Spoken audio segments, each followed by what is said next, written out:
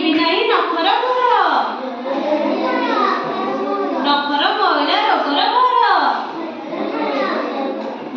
ମୁହଁରେ ନ ଦେବି ଅସନା ପାଣି, ପାଣିକି ସୁଜାଇ ପିଇବି ପାଣି, ଖେଳିବି ବୁଲିବି ସାଥୀ କମେଳେ, ଯେତେବେଳେ ଯେଉଁ କାମ ସାରିବି ନୀତି ମୁଁ ହେଳା ନ କରି। ମାଟି ଖୋଲିଦେଲେ ମା। ଦାନ୍ତ ଘଷିବା, ତାପରେ ଖାଇବା, ଖାଇବା ଆଗରୁ ହାତକୁ ଧୋଇବା, ସବୁବେଳେ ନଖକୁ ଆମେ ପରିଷ୍କାର କରି କାଟିବା ହେଲା। ନଖ ସଫା କରିବା ରୋଗ ଆସିବନି ଆମ ପାଖକୁ ନୁହଁ। କାଟୁଛ ତମେ ସବୁ ଦେଖିଲ ତମ ହାତ ସବୁ ତମର ଯୋଉ କାଟୁଛ କାଟୁଛ ହେଇବା କାଟୁଛ କାଟିଦବ ହେଲା। ଦେଖିଲ ତମ ହାତ ହଁ ସବୁବେଳେ ପରିଷ୍କାର କରିବା ହାତକୁ ହେଲା। এই কেটা কোন গপ শুনিবা হেলা। কি গপ না অলসুয়া দুঃখ পায় ସବୁବେଳେ ହେଲା। ସବୁବେଳେ অলসুয়া মানে দুঃখ পায়। তুমি অলসুয়া হଉଛ হଉଛ ସକାଳୁ ଉଠିଛ ନିଜ କାମ ନିଜେ କରୁଛ অলসুয়া ହଉନ ତୁ କେହି କେହି ହଉନ অলসুଆ। ଖରା ଦିନ ସକାଳ ହେଲା କଳିଆ ଖରା ଘାସ ଉପରେ ପଡି ଚିକ ଚିକ କରୁଥାଏ। କଣ ଖରା ଘାସ ଉପରେ ପଡି ଚକ ଚକ କରୁଥାନ୍ତି ହେଲା। ବସ ଝିଟିକାଟିଏ ଖୁସିରେ ମନରେ ଘାସ ଉପରେ ଦେଇ ବୁଲୁଥାଏ। କଣ ଝିଟିକା ସବୁ ଘାସକୁ ଘାସ ଦେଇକିରି ତାର ଖୁସିରେ ନାଚନ୍ତି। ତା ସହିତ ଖେଳିବା ପାଇଁ ସାଙ୍ଗଟିଏ ଖୋଜୁଥାଏ। ସେ ଝିଟିକା କଣ କରେ ଗୋଟେ ସାଙ୍ଗ ଖୋଜିକି ତା ସାଙ୍ଗରେ କିଏ ସାଙ୍ଗ ହବ ହେଲା। ତମ ସାଙ୍ଗ ଯେମିତି ସାଙ୍ଗ ସମସ୍ତେ ହୁଅନ୍ତି ସେମିତି ତାର ଗୋଟେ ସାଙ୍ଗ ଦରକାର ହେଲା।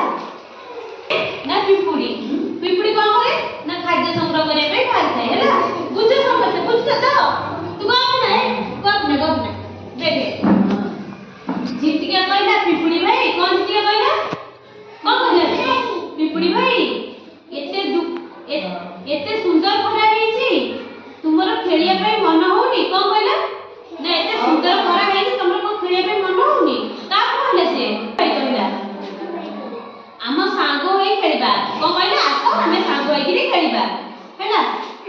ପିମ୍ପୁଡି କହିଲା କଣ କହିଲା ପିମ୍ପୁଡି କଣ କହିଲା ପିମ୍ପୁଡି ନାଇଁ ଝିଟିକା ଭାଇ ମତେ ବେଳ ନାହିଁ। କଣ କହିଲା ପିମ୍ପୁଡି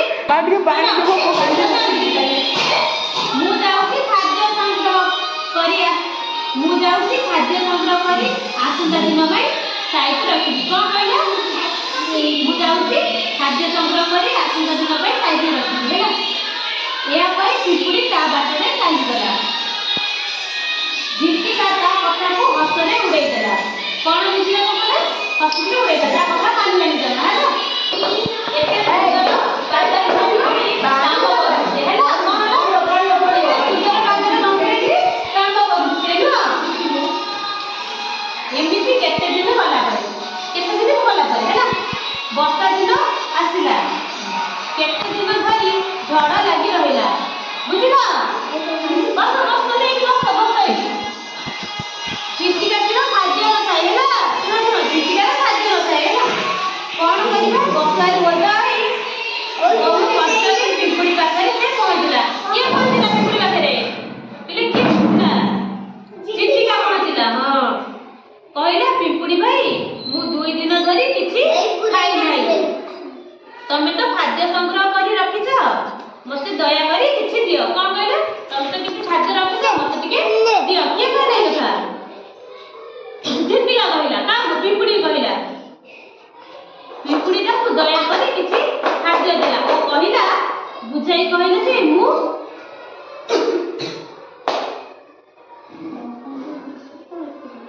ମୁଁ ଯେତେବେଳେ କହୁଥିଲି କିଛି ଖାଦ୍ୟ ସଂଗ୍ରହ କରିବା ସେତେବେଳେ ମୋ କଥା ହସରେ ଉଡେଇଦେଲ। କିଏ କହିଲା ଏ କଥା ପିମ୍ପୁଡି କହିଲା। କଣ କହିଲା ମୁଁ ଯେତେବେଳେ ତମକୁ କହୁଥିଲି ତମେ ଯାଉନ ମୋ କଥାକୁ ହସରେ ଉଡେଇଦେଲ ଓ ମତେ ବୋକା ଭାବିଲ। ଏବେ ଜାଣିଲ ପ୍ରକୃତରେ ବୋକା କିଏ ବୋକା ହେଲା।